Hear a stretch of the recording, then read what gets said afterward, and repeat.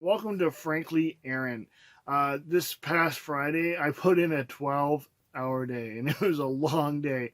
But there's a couple amazing things that happened that day that made it all worthwhile. The first was we had a youth that earlier in the week had been bullied a bit, and so I really wanted to do something to make that youth feel that they were loved and accepted despite that.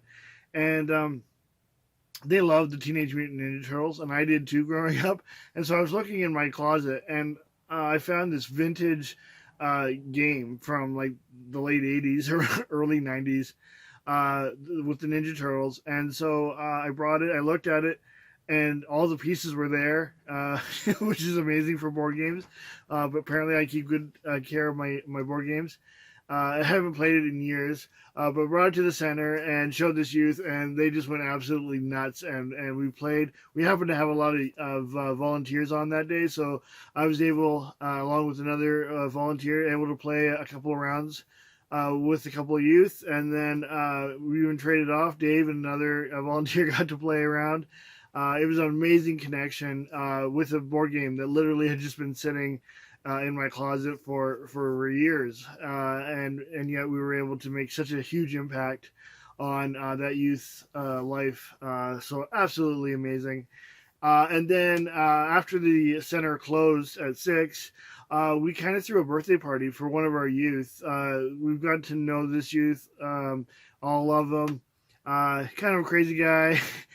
He once said that he was John Wick on steroids, and so ever since then we all tease him. We call him either John Wick, or his real name is Dominic, so we'll call him Dom Wick. But it was his birthday last month, so we decided to give him like a birthday party. I ordered a cake with John Wick on it. We also got pizza, and so we had a little party for him at the center.